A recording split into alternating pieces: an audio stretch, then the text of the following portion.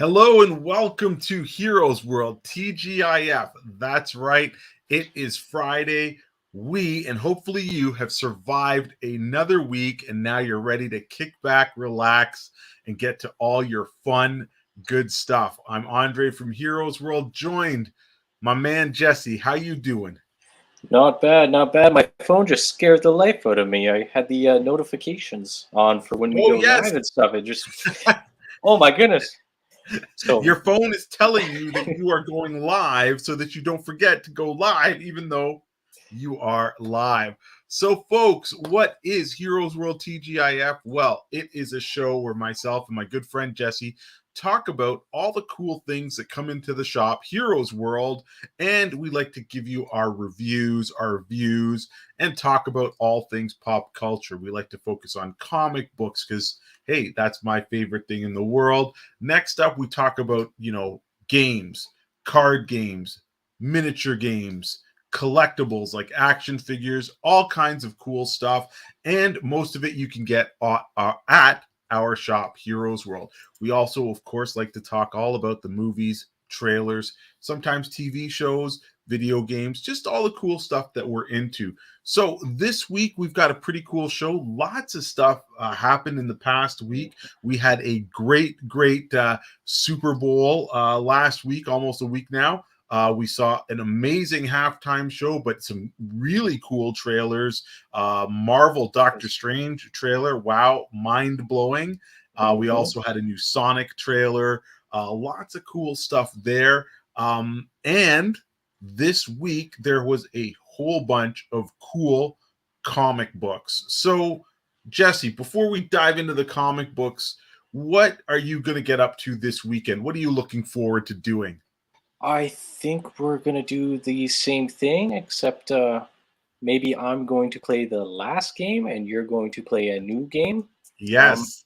what is that thing behind you there, over your right shoulder there? Could you Oh, tell us? this, my good man, is I just picked up my Horizon Zero Dawn Collector's Look at that. Edition. Look at this thing. I'm probably not putting it in the screen, but look how ginormous this bad boy is. It looks It is amazing. pretty cool. I got to tell you, I slept on the first Horizon game, and I wasn't able to pick up the Collector's Edition. And I said, if this ever comes out with a sequel, I'm definitely getting a special edition because I love that first game. So I'm totally looking forward to diving into the second game. It is right now installing on my PS5. So hopefully, later on tonight, I will be able to dive into that, like you said. And I know you're having fun with the first game right now. Yes. Question for you: If is that a new creature? Or is that an old creature? Is that from This the? is this is a new creature. We have not seen this guy yet. So, So using your experience from the first game, where would you shoot a arrow into that creature?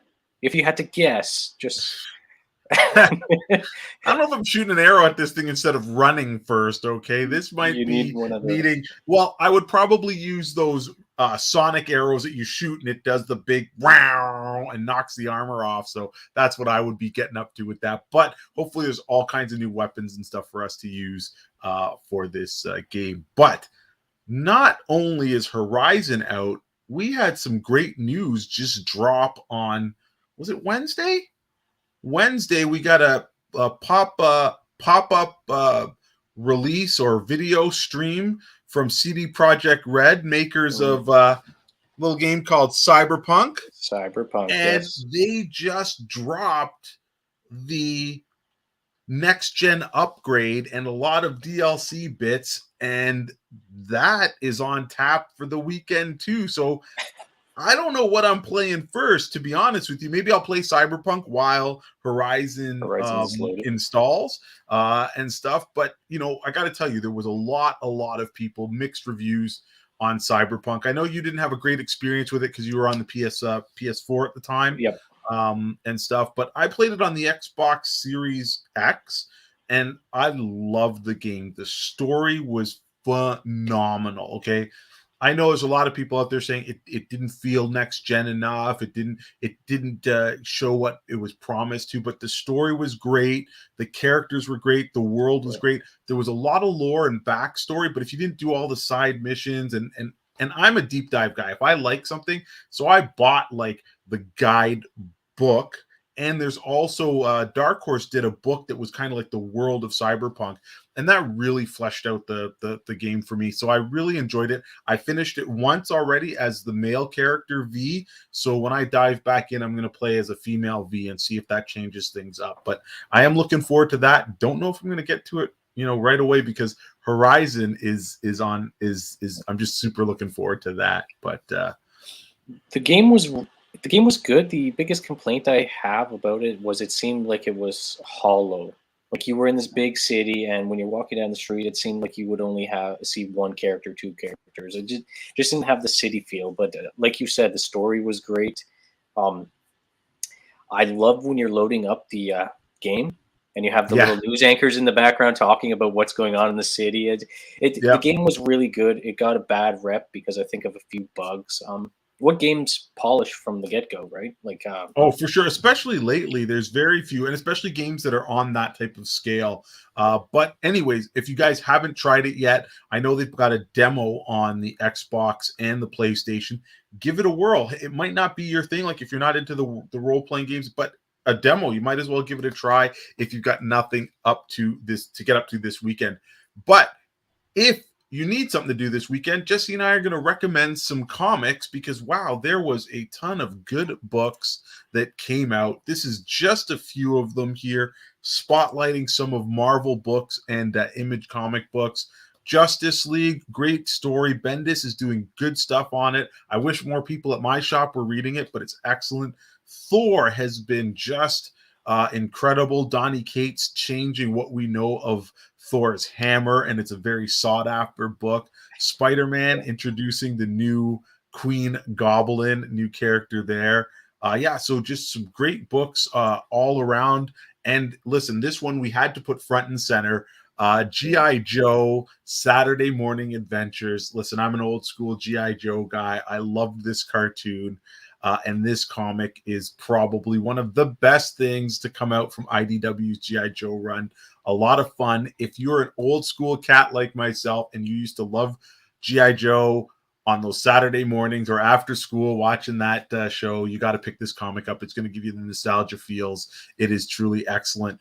But not only G.I. Joe as well as those other ones, Iron Fist. There's a brand new Iron Fist in town, new #1, and we get to see him. Of course, Danny Rand, the former Iron Fist, is still around. And we have Chip Zdarsky's next issue of Batman the Knight, chronicling and updating the origin of the Dark Knight, and of course, the ever-popular X-Men. So there is something for absolutely everyone this week. A lot of good books, but only one book can be Jesse and myself's pick of the week, and that book goes to none other than Nightwing number yes. 89. Listen, Tom Taylor has been killing this book since it came out. Jesse and I have been blown away right from the get-go. And this issue again gives us a reminder to why this book is so great. Tom Taylor gets the character. He gets the emotional attachment. He gets a way to put in a piece of history without it feeling tacked on or without it feeling like baggage. Now, you saw the cover there, and we've got Jonathan Kent, who is the current Superman. And this comic is a 2-part crossover. So one part's going to be in Nightwing, the next part's going to be in Superman, Son of Kal-El. But let's talk a little bit about this issue, what makes it so cool. We see this great panel here, and it's Nightwing and Batman flying in their Batwing, and they are looking for something that has crashed from the sky. And they're talking to Superman over the headset, and they're trying to figure out, what's going on, where's the trajectory, where's the landing and stuff. And they are looking for none other than a young Superboy. This is Jonathan Kent basically flying back into Earth after flying for the first time. and he crashes and he gets lost. So could you imagine if you just flew for the first time, you jump up, well, the earth is spinning, so you're going to all of a sudden go, where am I? And he crashes, and it's Batman and Nightwing who find him, and they call Superman. And again, it's just this cool emotional moment. You see Superman fly in and just grab his son, and he's ever thankful.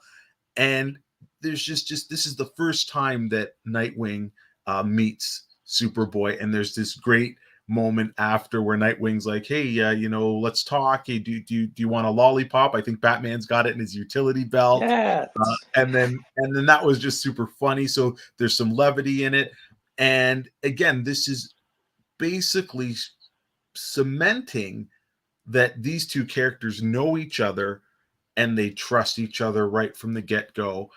And that's where we then pick them up in the future, where Jonathan Kent is an older Superman, and Keelix, his robot friend, goes back to Dick Grayson because he's like, something's wrong with Superboy, Jonathan. Would you come and talk to him and stuff? And it's super cool. Like I said, the writing is just so natural. It doesn't feel forced, and it's just every issue he's building upon building, and it's building these bricks. I just love the book. The art's super clean. You've got this.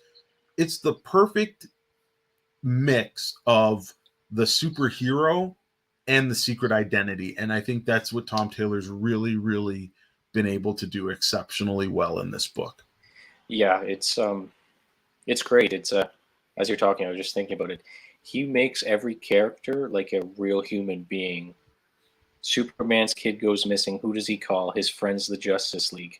Not just Batman. He called the whole Justice League and he said, "I need help finding my son. He could be here. He could be there." And all these teams just scattered and went to help out their brother Superman find his son. It just makes the world seem more connected. Like we've talked about the Flash TV show and the Arrow TV show. There's always a big baddie, and we're like, why doesn't Oliver Queen just call Barry Allen to come and swoop in and throw him in jail?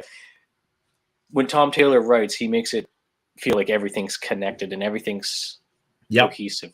I really like this panel here because we see Dick Grayson in little Batman pajamas, which is funny. And then if you look at Barbara Gordon real quick, she's got a Teen Titans Go shirt. Oh yeah, no, it's awesome. Like it's just a great feel good comic. Listen, if you guys haven't read it yet, please read it. There is a hardcover that I think is the first 5 issues and stuff. So we have tons at the store, but you could also check out your local comic book store as well. Highly recommend this book.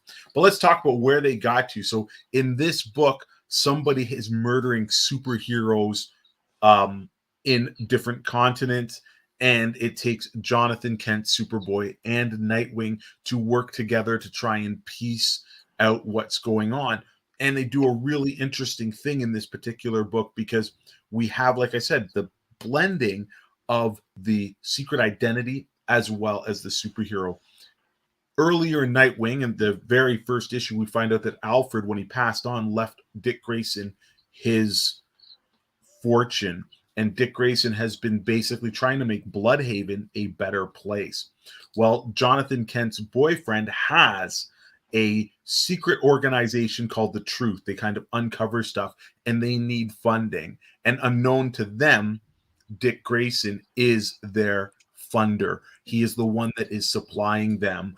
And it's pretty cool because as a financial backer, he finally meets the two, and they try and wear disguises so that he doesn't figure out who they are. But Dick Grayson has been trained by Batman, the detective, the best detective in the world. And of course, he figures out instantly who Jonathan Kent is. And there's a really cool moment where he gives Kent some advice. He's like, hey, you can't just put on a mask to change who you are. He says, consider changing how you stand. Consider changing your voice. When you're Jonathan Kent, speak one way. When you're Superman, speak another. It's going to throw people off. And again, just smart, simple things, but when you have it embedded in the book, it just feels so really good and right. So highly recommend this book. The whole run's been fantastic. Nightwing, what issue is this? This is 89, so I think this is issue 11 or 12 of the run. And Superman Son of Kal-El, it is also on issue 8, and it's been an excellent run. Both books are written by Tom Taylor, who's just been doing a bang-up job on both series. And honestly, everything he writes right now is fantastic. I'm just loving it. So highly recommend reading anything he does. Yeah, when I was reading this one, I wasn't like, I had to close it again to see what issue I was reading, because Superman feels so Son of Kal-El feels so Son of Kal-El, and Nightwing seems so Nightwing. It's like, I think it's a real benefit having the author of both books writing this one book and having it's the same voice. They've got the same voice. Like, the book feels just really, really good. So again, that is easily the book of the week. But we have also got a conclusion to another book that I really enjoyed. This one brought to us by Jeff Lemire and Andrea Sorrentino, with colors by Dave Stewart. And this is Primordial, the 6-issue limited series by Image Comics. And this was kind of like a sci-fi mystery story at its, starting, but the ending really, it really went a little bit psychological and psychedelic.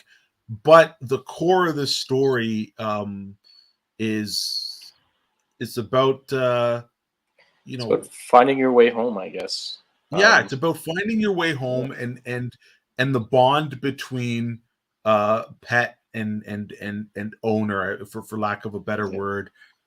It really, for me, turned out to be a very, very beautiful story. Like, the art was already cool. The imagery that Lemire was writing, like, he's writing a story about a talking dog, a talking chimpanzee, and a monkey, and they don't have full language, and they're communicating. These are the two animals are the one that went in space from the Sputnik and the American ship, and they don't return, and they get kind of displaced in another dimension, but they're trying to get back home to Earth and stuff. And again, with all of this wrappings and trappings, it feels like it's going to be this bigger mystery and stuff, but it just boils down to they're just trying to get home, and the link. And I thought it was really nice. Like, I didn't expect this ending, but I felt it was really heartfelt. And also parts of the book, I don't know if you thought of these things, Jesse, but it kind of made me think a little bit of what was that movie with oh man, I'm gonna draw a blank on his name. Armageddon. Geez. No. It's the sci-fi movie where he's lost. They're trying to save the Earth, and he ends up, in a different time, and he comes back so late. Oh man, why can't I remember it? It's okay. So I'm gonna Matthew McConaughey is in that movie. Is it Frequency? No, not Frequency. It's Anyway, super brain fart there, guys. Sorry, but it did make me kind of think a little bit about Contact, which also had Matthew McConaughey in there. But the other one, because they start changing kind of like reality and bending reality and warping it to their whims, right? Yeah, so it was pretty. Anyways, I thought of that movie in some of the visuals and stuff. But it's just a cool. It's a cool book, It definitely ended up different than I thought. Like, it began, the first issue felt very, very X-Files like to me, and I'm like, oh, we're gonna dive deep into this conspiracy and into the space race, and the government's kind of locking down stuff, and then all of a sudden, I think it was issue 4, they just jump like 20, 40 years into the future, and stuff, and but. Jeff Lemire, such a great writer. It was very smart, and just, it's a cool looking book. Like, look at this. It was very, very good. So I highly recommend this book if you like sci-fi, but also if you just kind of want a little bit of something that's gonna maybe give you a little bit of a tearjerker at the end. So yes, and Sorrentino's art, he likes to not distract your eyes with a whole bunch of visuals. Like he just focuses on what you're supposed to pay attention to, and that's what yep. he draws, and he does it beautifully. And just a great story. Jeff Lemire and Sorrentino did Gideon Falls, correct? Gideon Falls, yeah. And I believe they're coming out this summer too with another horror anthology sort of thing. Oh, cool. 3 parts. Yeah, I'm looking forward to that one. Nice. And this story just amazing. It's about finding your way home. These animals. It's really, really good. You know what? Because it's bothering me so much. I got to remember the name of this movie, Jesse. I'm going to do a quick Google search. It was, I think Anne Hathaway was in that movie too. I don't know if it's ringing any bells for you, but Matthew McConaughey and Anne Hathaway. I do not. Oh, Christopher Nolan, right? Yeah. What's it called? I know exactly, with the robot legs things. Somebody help us out here. Somebody just left us a comment. So let's see if it helps. Okay, let's see. Nope, did not help. Interstellar. Yes, that's the one. Yeah. So there's definitely moments that piqued me there and stuff, but yeah, just a cool book, and it's almost like when it ended, I almost wanted like maybe a couple more pages, just like a little bit extra, just to bask in the happiness, just wanted to be. I was like, oh, that's cool. So, but yeah, so definitely, guys, if you're looking for something cool and different, check out Primordial by Jeff Lemire. What about last week in comics? What happened last week week in caught comics. your eye that you want to fill us in on? All right, last week in comics. I like this segment because it always feels like we get to go back in time, talk about some cool stuff that came out and that we are enjoying. Because like I said, there's always so much good stuff coming out. So yeah, let's go back in time together, Jesse. Let's talk about Non-Stop Spider-Man. Oh, wait. No, it's not called Non-Stop Spider-Man anymore. It has been replaced with The Savage Spider-Man. And this is a #1 issue. And what a crazy story. It's following the Non-Stop Spider-Man, as in it is just a total action fest from page 1 to the ending. Somebody has injected Spider-Man with a serum that has made him almost more spider than man, and he's locked on an island, and he is literally just, you see here in the words, he's eat, drink, survive. Anything that challenges him, he's just gone literally primal, and he looks pretty damn gruesome. There's some other if you see him, it is like he's half man and he's got the abdomen and lower half of a spider. It's kind of creepy, and we find out that it's none other than Baron Zemo who might be behind this, but he is also trapped on this this island and stuff, and he tries to basically form a union, a bond, like a pact with Spider-Man. It's like we have to work together to get off this. But Peter is he is like, primal state. He can't think, and there's just something in the back of his mind. He has memories that aren't his own, and he doesn't know how to kind of sort that through. So yeah, this was a great story. I love the art. It's I think Sandoval is doing the art, and it's got a very kind of almost manga influenced, a lot of, you can see the action lines, bright colors, cool panels and stuff. But yeah, just a fun Spider-Man book. A little bit gross at some points, but Peter, or Spider-Man, the Savage Spider-Man, is doing what a spider would do. He's literally tying up his prey and, looking like he's going to feed on them and stuff. So I have no idea where this book is going to go, but it is a lot of kinetic fun. And if you've been a fan of the Non-Stop Spider-Man book, I think you definitely want to check this one out. I think it flew under the radar last week because a lot of things came out and a lot of people were buying other books and key books. And I think you're going to talk about one of those key books that a new character first New appearance character. of, where all the speculators were just going, can I use the word ape shit for? Ape You shit know? crazy, yeah. Yeah, so Avengers, what is it? 53. First appearance of the one and only Black Panther. I mean, sorry, Red Panther. the Red Um, Panther. so we talked Bum, about bum, bum. this, what, 2 weeks ago, 3 weeks ago, when they introduced what were they called? The superior foes of the Avengers. I can't remember. There were Yeah. some cool ones. There was Doctor Doom, who had the Sorcerer Supreme. Yep. He was Sorcerer Supreme of his universe. There was young Young Thanos, Thanos. Red Venom. Was that his name? Red, yeah. I can't remember. But in this one, young Thanos and Doctor Doom, Sorceress Doom, attack the Avengers compound.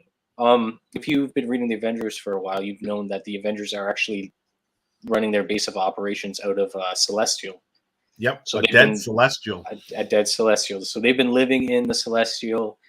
That's a base of operations. They have a hanger in the fingertips, his hands like this, so Yeah. they could land all the planes in the fingertips and fly out. It's pretty cool. Yeah. But in this issue, it blows up. So Yeah. young Thanos and Sorcerer's Doom infiltrate the Celestial. They have a plan. They want to blow it up. They use a Deathlock to insert a bug, and boom goes the Celestial.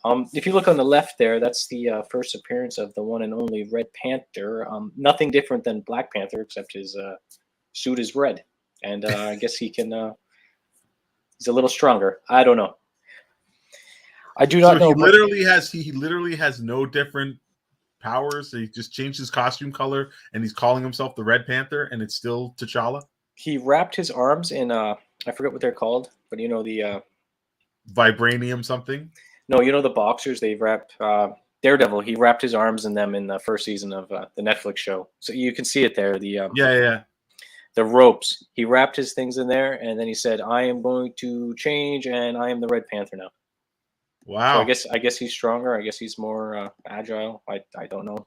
We'll have to wait till the next one to figure it out. Interesting. Wow.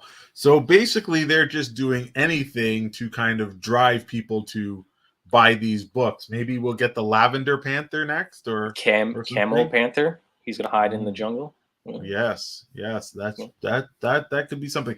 Hey, we don't want to give Marvel some ideas, because they clearly are knowing what they're doing. But Avengers has been a great book. Jason Aaron's been on it right from the beginning. It's action packed. It's got the core teams. There's some imagination going on. So yeah, definitely check that out. Yeah, it's a cool storyline. They're literally messing with time in different dimensions. So if you've been digging what you're seeing in like Spider-Man No Way Home, and also this Doctor Strange multiverse of madness, they're doing some of that stuff in the Avengers. So you want to check that book out. All right, the new villains they have, they're really cool too. Like Killmonger has what does he have? He's got the Destroyer. Thor's Destroyer armor. Yeah. Yeah, he's the king of Asgard. Every one of the new characters they've introduced from the superior foes of the Avengers, or what it be called, is just amazing. Very creative. Yeah, and that story arc started at issue 750, was it? Which was also Avengers 50. So they're 3 issues in, so you can still pick this story up and read it. But speaking of picking up some stuff, we just got in a huge shipment of some really cool action figures. So now it's time for lights, camera, action figures. Let's showcase some of the cool stuff that we just got in. MacFarlane Toys has been absolutely killing it, bringing out some fantastic figures. First up, let's talk about the new additions to the Warhammer 40,000 action figure line. This drop, we see an Ultramarine Primaris Reaver. This is a guy in Phobos armor packing the insertion drop jump pack, which allows him to kind of infiltrate and usually get close to his foe and just hammer him with that bolter. Very cool figure, lots of articulation, has its own stand. These figures look really cool, and I think they are probably close to 8 inches, but if you want to talk huge, the new Orc Shooter Boy, pictured here on the left, just is ginormous. He is almost twice as big as any of the Marine counterparts. So MacFarlane's really trying to put these figures into scale. And this one comes with a couple of different accessories. You can see his backpack. He's got his iron jaw. But also, what's very, very cool, if you are into painting or collecting Warhammer, they have an unpainted version of this figure so that you can paint and customize him yourself. At the store, we have a lot of people in our Warhammer community, so their unpainted versions sell really, really well. And hey, some people just might not be interested in or have the time to play the game anymore, but to buy a nice figure that size for a great price and be able to paint it yourself is something else. It looks really, really cool.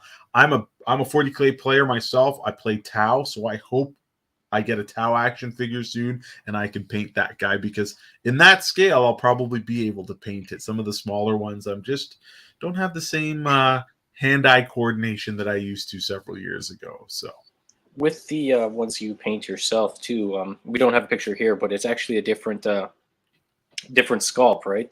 yep, it's a different head sculpt, different backpack, and I think a different weapon as well. So there is some variety if you wanted to get more than one of each, or get just one of each. You can have the difference there. So yeah, MacFarlane doing some great stuff. Also, a ton of DC figures came out this week. We've got the large version, the deluxe Swamp Thing.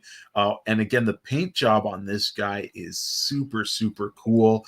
In the same scale as if you picked up the Dark Side from Justice League, the Snyder Cut, as well as there's a King Shark figure from Suicide Squad. This is their larger deluxe format. But there was also a lot of cool figures released alongside of it. So let's show those pictures there. Next up, we had the main man himself, Lobo. And I tell you, the back of that figure looks exactly like this.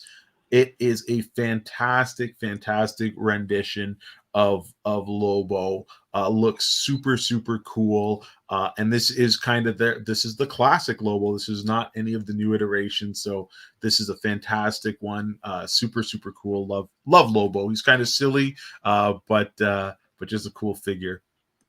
And next up, we're talking about how good Nightwing has been. This is Nightwing from the upcoming Arkham Knights video game. So we see a different style here. This figure just looks phenomenal. It's the second figure in that line. We also had a Red Hood come out earlier. But yeah, this one just looks super cool. He's got his signature weapons, lots of points of articulation.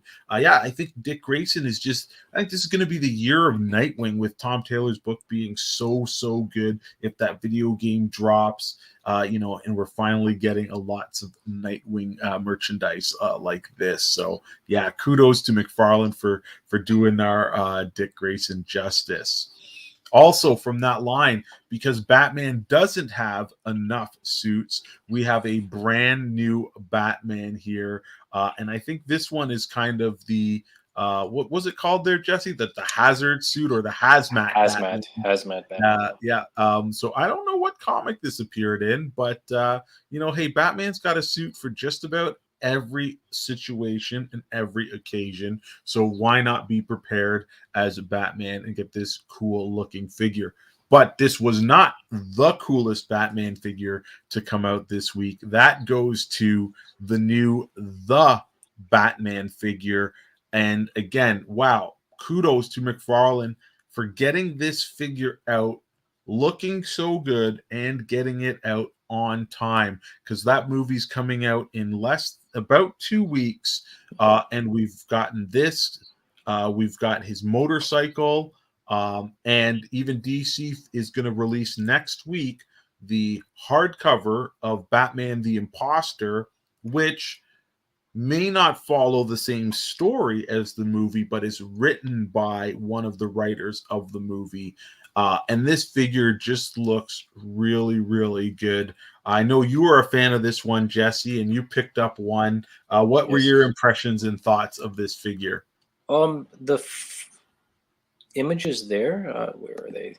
They don't do the figure justice. Like I got one here, and it looks amazing compared to those figures. I didn't know there was such a huge community of kit bashers, like customizers. Customizers, yep. If you go on Instagram and look for this figure customized, like the stuff people are doing with it is insane. So what I think I'm going to do with mine is in the armor panels there, I'm going to kind of give it a little shadow, give it a little black, just so it pops a little bit more as armor.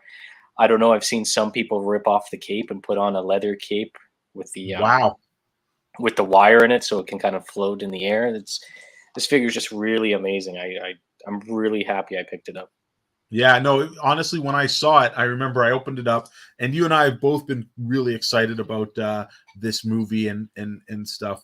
And I saw that figure, and I remember just messaging you like right away. I'm like, hey Jesse, I got this in, and I shot you a couple pictures, and you're like, oh, I don't think so. I think I'll pass. And then I'm like, no, dude, it looks way better in person. And then I think that's when you looked it up on Instagram to see, and you're like, yeah, I think I'm gonna come down and get one. Yeah, You twisted my arm. Yeah, I think we sold like, I can't even tell you how many. Probably sold at least a case of them within the first 2 days. So it's fantastic figure.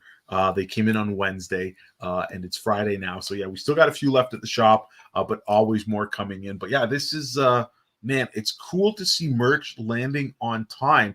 We haven't had that for like almost the whole pandemic. Like, you remember we got those Dune figures, and then of course the movie was pushed back for like 2 years, and then even the Wonder Woman 84. So it's really cool to have merch. So when people go see that movie, and now that theaters are opening back up, could come in and get stuff because they've been really excited. Hopefully the movie does well and it excites them, because I'm excited to see it myself. Yes, me too. That was an amazing figure, but I would say it's not the best figure you guys got in this week. I would have to give it to.